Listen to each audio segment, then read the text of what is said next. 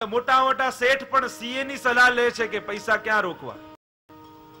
શેઠ કરતા પેલો સીએ વધારે બુદ્ધિશાળી છે. પૈસા કઈ રીતે રોકવા અને કઈ રીતે વાપરવા એની સલાહ એને લેવી પડે.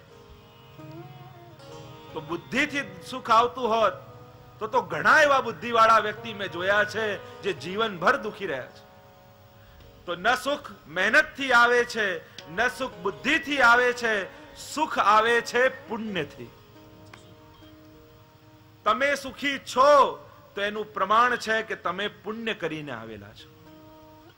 આપણે સૌ પુણ્ય ભોગવીએ છે.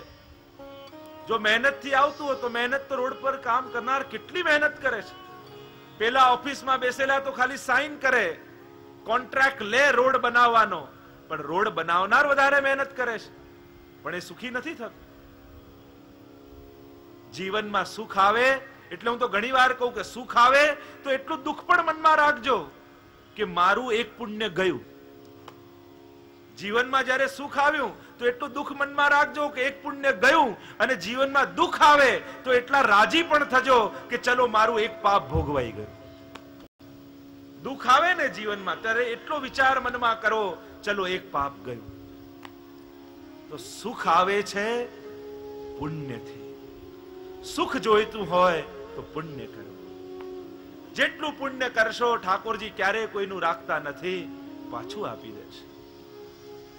દુર્ભાગ્યથી દુઃખ આવે, જેના ભાગ્યમાં દુઃખ લખાયેલું હોય. તો નથી કહેતા કે એક પતિ પત્ની ને દીકરો હતા, એટલા બધા દુઃખી ઝૂંપડામાં રહે. તો એકવાર ઉપરથી મહાદેવજી ને પાર્વતીજી પસાર થયા. પાર્વતીજીને આવી દયા કે આ ત્રણેય દુઃખી છે, આમને સુખી કરો. મહાદેવજી કહેવા લાગ્યા ના ભાગ્યમાં દુઃખ લખાયેલું છે, આને કોઈ સુખી ન કરી શકે. પાર્વતીજી હટ પકડી ના આને સુખી કરો, નહીં તો હું અહીંયા જ રહું છું. અને મહાદેવજી કહ્યું ચલો આમના દુઃખ દૂર કરી આવો. પાર્વતીજીને લઈને આવ્યા, ઝૂંપડીમાં પ્રગટ થયા અને આ ત્રણે પ્રસન્ન થઈ ગયા. અરે ભગવાનની કૃપા થઈ. મહાદેવજીએ કહ્યું તમને ત્રણેયને એક એક વચન આપવાના હું આશીર્વાદ આપું છું. સવારે ઉઠી માથે પાણી નાખશો અને જે ઈચ્છા એક માંગશો એ ત્રણેયની એક એક ઈચ્છા પૂરી કરીશ. મહાદેવજી જાણે છે કે આમના ભાગ્યમાં દુઃખ લખાયેલું છે, આપવા દો ને જોઈએ છે શું થાય છે. અને જ્યાં આશીર્વાદ મળ્યા એટલે પેલા બહેન તો ઉઠ્યા સવારે અને માથામાં ડોલ નાખી અને સ્ત્રીને બીજું શું જોઈએ, હું મિસ વર્લ્ડ થઈ જાઉં, ત્રિલોકમાં સુંદરી થઈ જાઉં. અને મહાદેવજીનો આશીર્વાદ હતો, સુંદરી બની ગઈ. એટલામાં રાજાની સવારી નીકળી. રાજાએ જોયું કે આ તો રાણી બનવાને લાયક છે. પૂછ્યું તું રાણી બનીશ? અને તો કૂદકો મારીને ઘોડા પર ચડી. રાજા તો મહેલમાં લઈ ગયો, રાણી બની ગઈ. અને આનો પતિ શોધે કે મારી પત્ની ગઈ ક્યાં.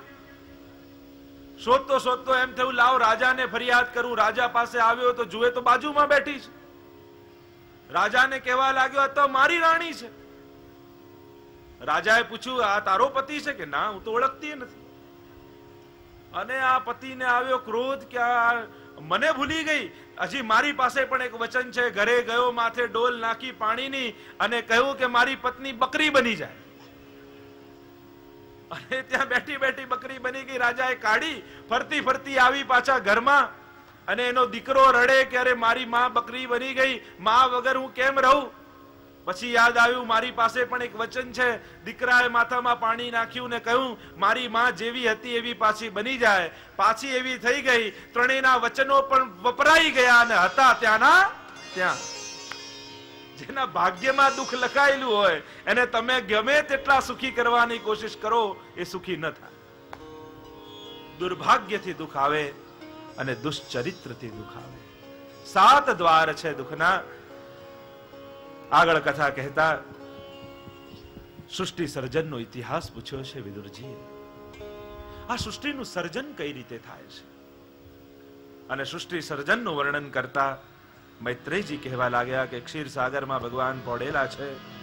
બ્રહ્માજી નાભી કમલમાંથી પ્રગટ થયા. બ્રહ્માજીને આજ્ઞા કરી સૃષ્ટિનો વિસ્તાર કરો, મૈથુની સૃષ્ટિ પ્રગટ કરો.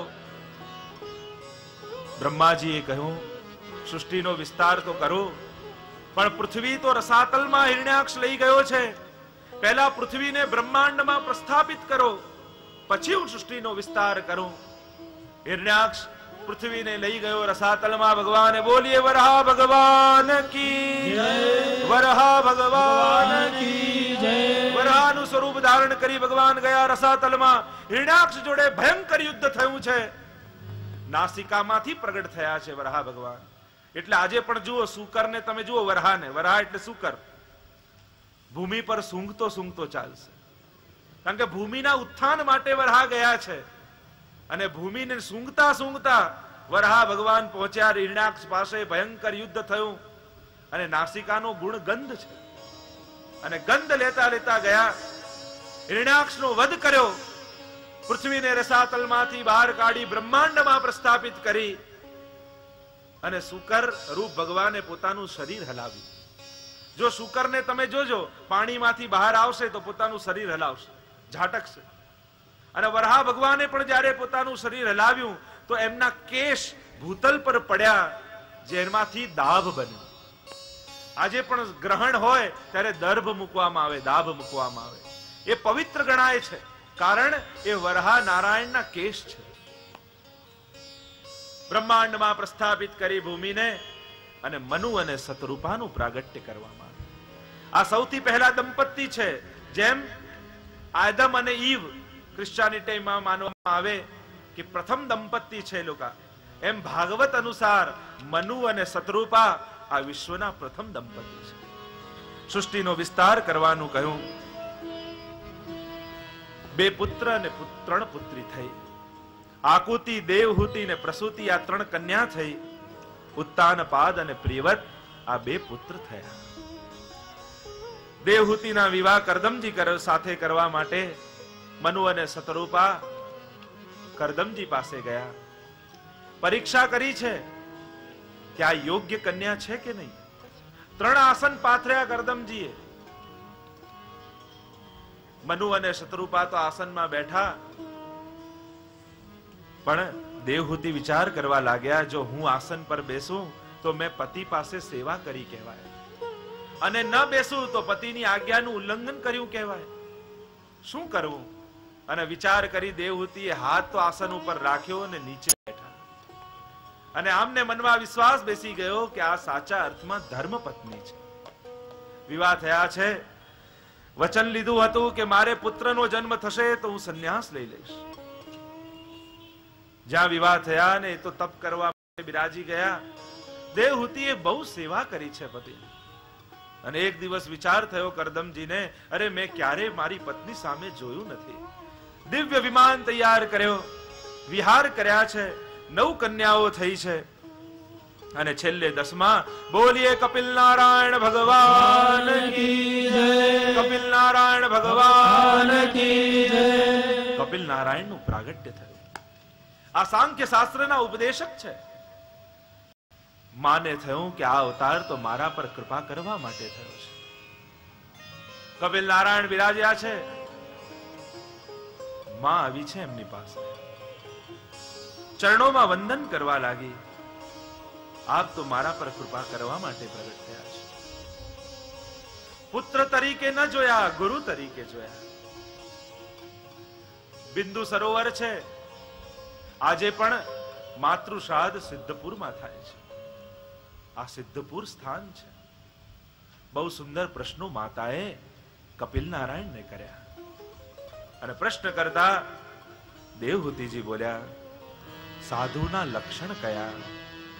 અને જ્યાં પૂછ્યા સાધુના લક્ષણ કયા, અને 16 લક્ષણ કપિલ નારાયણે સમજાવ્યા. કપિલ નારાયણ લક્ષણ આપતા બોલ્યા,